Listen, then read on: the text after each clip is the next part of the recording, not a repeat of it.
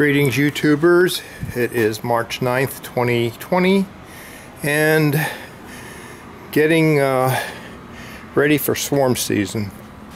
It's getting warm out, and I think within a few weeks we're going to start having swarms. Generally in Maryland we usually start around April, sometimes a little bit earlier, but April is a good time to catch prime swarms. So I've built 4 bait hives here, and I'm not going to bore you with the details in building them necessarily. I can reference you. I think it's the bee catcher. His name's Mike, and basically he has a PDF on his club website on the dimensions if you're interested in building your own.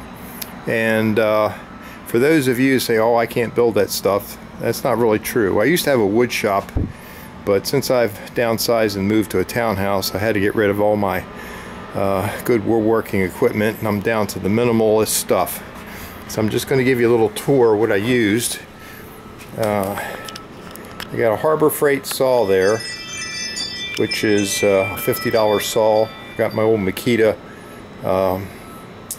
drill, and if you want to invest the money for a straight edge, you can buy that straight edge there for a saw at Harbor Freight as well, and then also a stapler.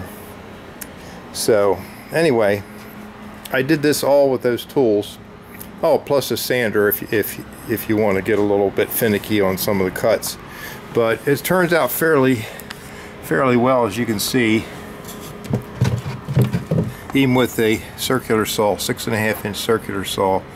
It's about around 40 liter dimension is what Tom Seeley recommends for a bait hive.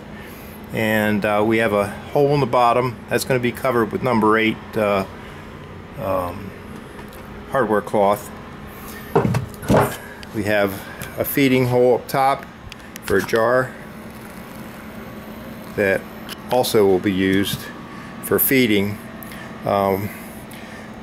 This is about my 3rd or 4th design of bait hives, and I had good luck with the double 5-frame nuke, but it's awful heavy compared to this design. This is made out of basically 1/2-inch plywood. And for you guys that say, well, I can't get a 4x8 sheet of plywood in my car, well, neither can I. So what I did is I had Home Depot cut it down to 18 inches, and 18 inches is a dimension from here to here. So you basically have your basic four cuts that you can easily put in your car and go from there. Now let's see, I kind of went with what he had on front for the holes. He had 2 1-inch holes drilled into the front, and he seems to have good success with that. I may change this later and get one of those dial type entrance reducers or whatever. That way I can close it off real quick and take it out of the tree, because this thing is designed such that you can take it out of the tree, set it on the ground, put some sugar water on it, and actually put it in a place where you would actually have the hive. I plan, since I have 3 out yards, I'm going to be moving them from one out yard to another. So, and the other thing is that I'm not designing this to catch my bees, I'm designing it to catch other people's bees. If you do a good job, you won't have swarms yourself. You should be able to control or prevent them in the first place. But there are many beekeepers I'm noticing in the area now, and the one area where I'm going to put these, there's probably about 25 hives in the area, and I'm sure I could probably catch at least 1 or 2 swarms in that area. So the game plan is to put 2 at one farm, 1 at each of the other farms that I have hives, because there's not as many bees in those areas. But the one that has the 25 hives, that's going to get two boxes. So also the entrance, I recommend that you put, this is 1/2-inch hardware cloth, and cut sections and then staple it on the inside of your entrance holes. keep the birds out and mice out and chipmunks out. I know with my bird boxes I've had problems with the squirrels chewing extra large holes trying to get in there. I don't know if I'm going to have the problem with this. We'll see. So, I mean, you could put this on the outside as well, but if you're going to put something to close it off when you take it out of the tree, that's going to be a little bit challenging.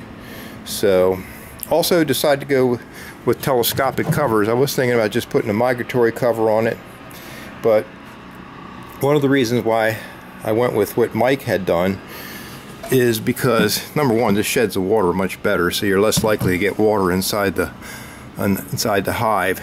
The other thing I was going to do is put vent holes here and here, maybe 3/8 inch, and then cover them with number 8 hardware cloth. That way they'll be shielded by the telescopic cover and be able to get a little bit of ventilation in there, so the bees don't get overheated, which can happen. The other thing is, you're interested in catching primary swarms early in the season, and if you do catch them, I've had good luck with early season swarms. When I say early, I mean before Mother's Day, and because I can put them in a box, one deep box, and then they'll build out that foundation, and generally I can get one super of honey from those swarms. Later season swarms, not so good. I hear people also talk about, well, I had a swarm but it didn't have a queen. Well, that may not be quite right. If you get a secondary or tertiary swarm, it'll have queens, but they'll be virgin queens, and this can take up to 3 to 4 weeks before you start seeing any eggs, if the queen makes it back.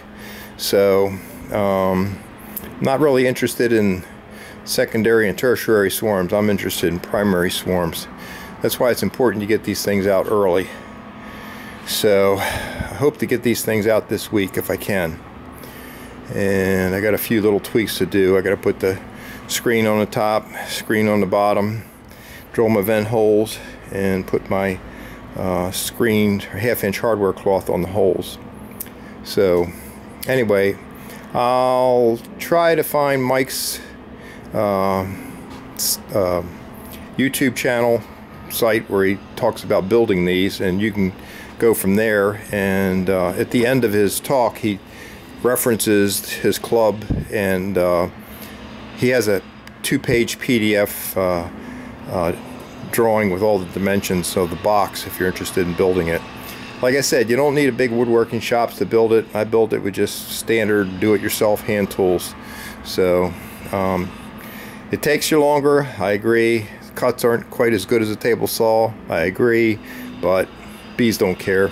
Good enough. Alright, so if you like the videos, hit the thumbs up and subscribe, and you get the videos free of charge. Be happy.